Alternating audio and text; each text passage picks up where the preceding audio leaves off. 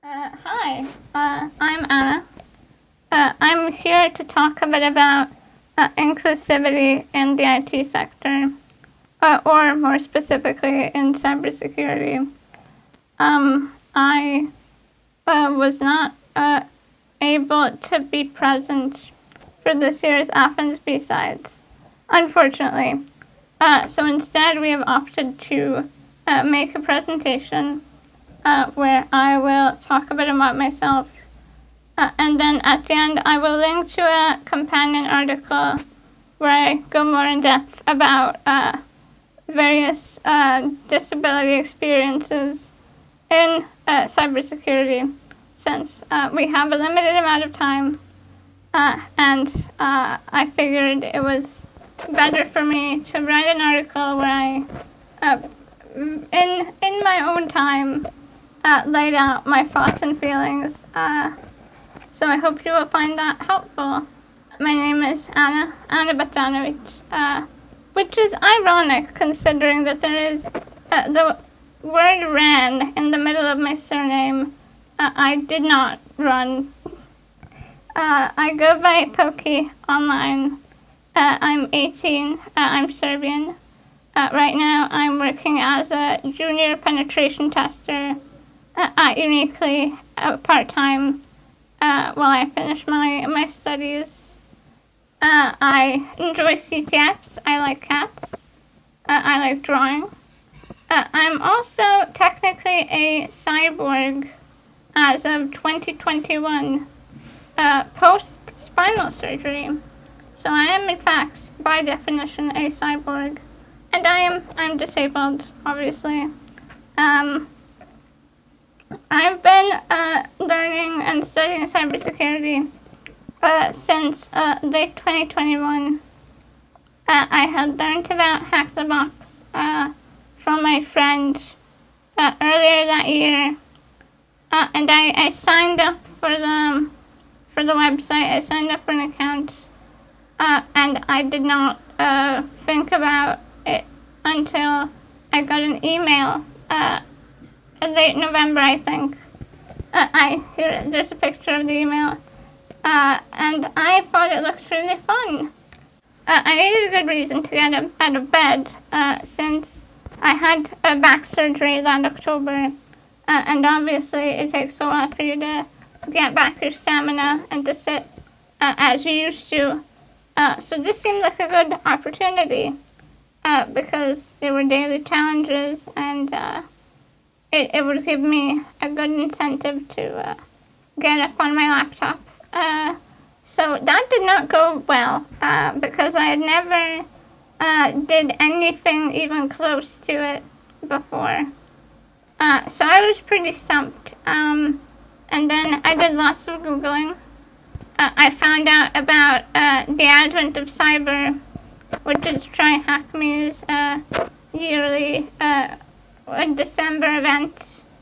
And I thought it was very beginner friendly. I really enjoyed it. And I basically just went down the rabbit hole. I did not look back. And that was it pretty much. I then immediately signed up for Hack the Box, and I started watching IPSEC videos, which proved to be very useful and very helpful. So thank you, IPSEC. So in terms of difficulties, obviously at first it was very much just a lot of information at all sides. You know, like cybersecurity is so broad and vast, and there's so much to learn. So it's just very difficult to figure out how to prioritize everything, and to just take it one step at a time. In terms of time management, I think that was the most difficult thing to get right, because I did not really know how to properly pace myself at first, which meant I worked a lot, I pushed myself a lot, and I ended up, getting very tired and fatigued, which is not a good way to go about it. So just learning to pace myself was really important, which is something I will talk about in a little bit. Additionally, imposter syndrome, as I'm sure everyone has experienced, is pretty bad. It's just like kind of debilitating overall.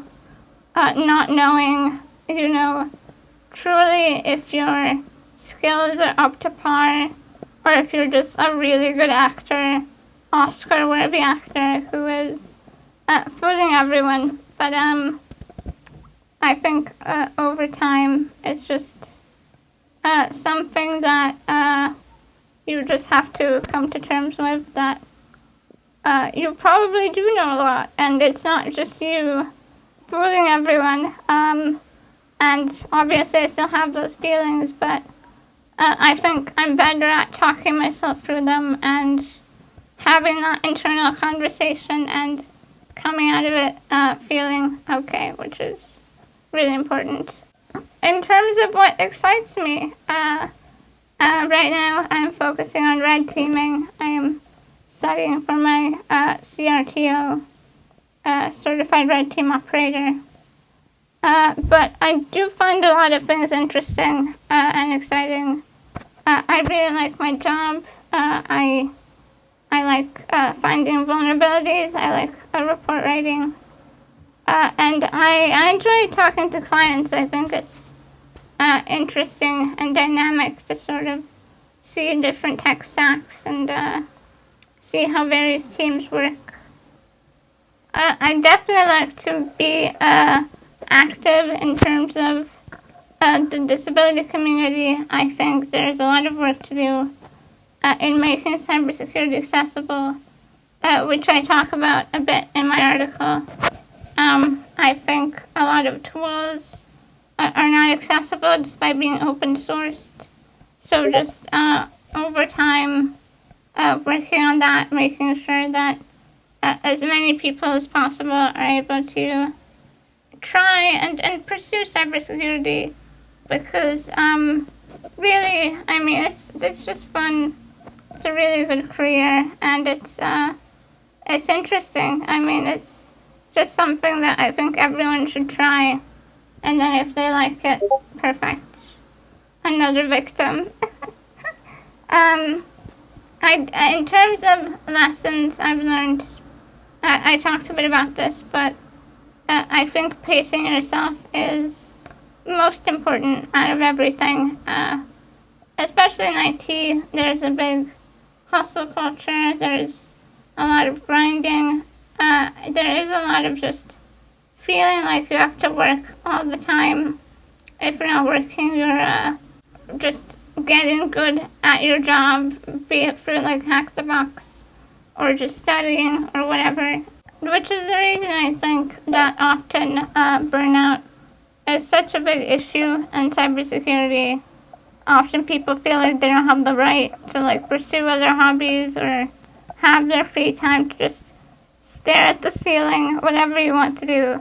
Just resisting that, making sure you have time for your own thing that isn't related to the laptop or your job. For some people, it might be like going out, hiking. I don't hike for obvious reasons, but I've heard it's a very good way to spend your time. And for me, that's art. I really enjoy drawing. I think that having something that you can fall back on when your job is in fact your job and not your passion that you would do for anything is really good for you and really important. I think that's my main lesson that I've learned over the last few years. Thank you for listening. I hope this wasn't too long and too rambly.